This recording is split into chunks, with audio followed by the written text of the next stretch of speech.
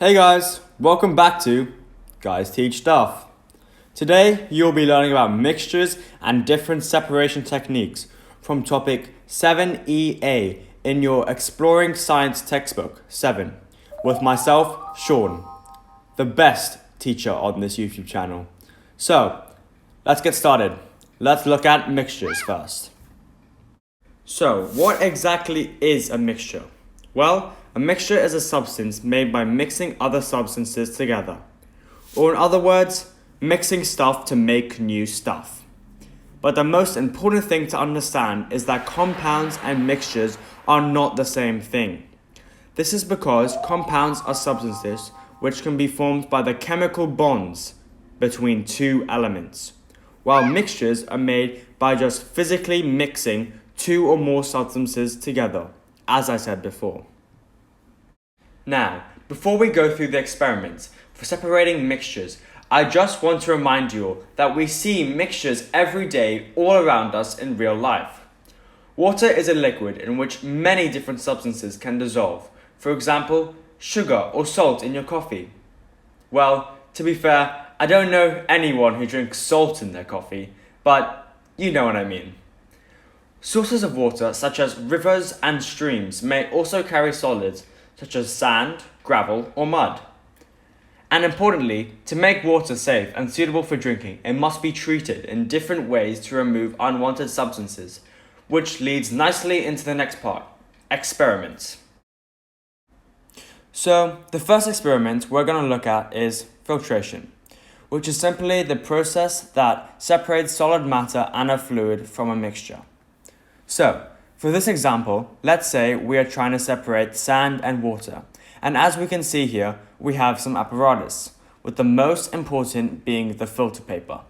This is so important because it is semi-permeable, which might sound confusing, but basically means that it has holes small enough to stop sand passing through, while having big enough holes to allow water molecules through, which is quite amazing actually if you think about it. Well, thank you, SpongeBob. I think so too. Anyways, I'm going to go step by step, with the first being simply folding a circular filter paper in half, and then fold that same filter paper in half again to form a triangle shape. After that, open out one layer of the paper to form a cone. Place the filter paper into the filter funnel, and then place this funnel into the neck of the conical flask. Lastly, the easy part, pour the sand and water mixture into the filter paper, and remember, when this is happening, the filter paper will stop the sand, leaving a pile of sand trapped, known as the residue. And of course, there is the liquid, water, left at the bottom of the flask, which we can call the filtrate.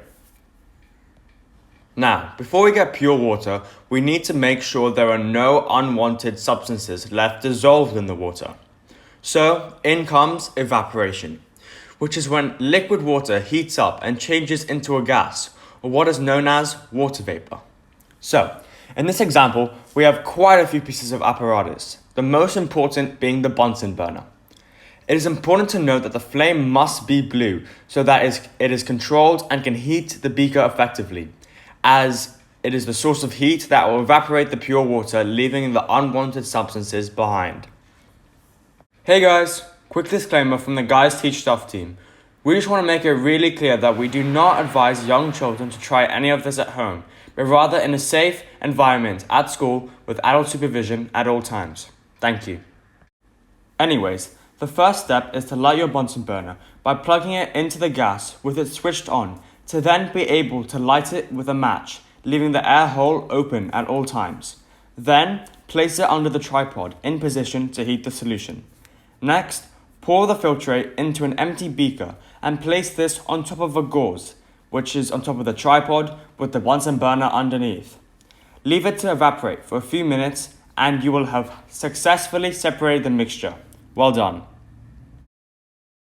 Those of you paying attention must have a few questions. Something along the lines of, wasn't the objective of all this to get clean and pure water?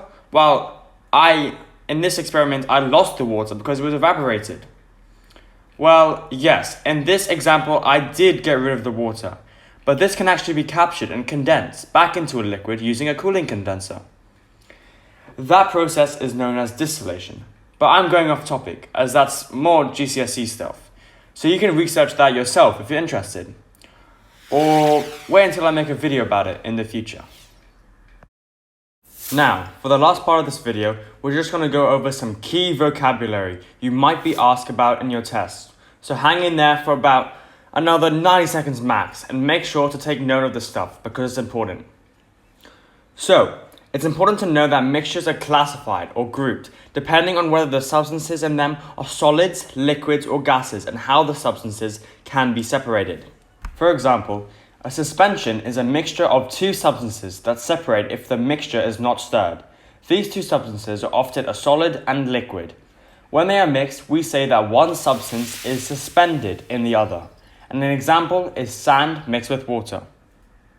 Now, in a colloid, one substance is actually dispersed or spread out through another substance, and the two substances will not separate easily. Either substance could be a solid, liquid, or gas. A colloid is usually cloudy or opaque, so it is easy to see that it is a mixture. For example, milk is a colloid of different milk solids dispersed in water. Now, the last one. You probably heard me mention this before. A solution. A solution is a mixture where the solid dissolves in the liquid. This makes the mixture clear or transparent. For example, sugar or salt in water. Now that I've explained everything, let's look at this checklist. You should be able to use diagrams to draw apparatus for the experiments, classify different mixtures, and lastly, be able to describe how soluble and insoluble solids can be separated from a liquid. Thank you very much for watching Guys Teach Stuff. Please come back to this channel for more science videos that will be uploaded in the near future. That's all from me. Thank you very much.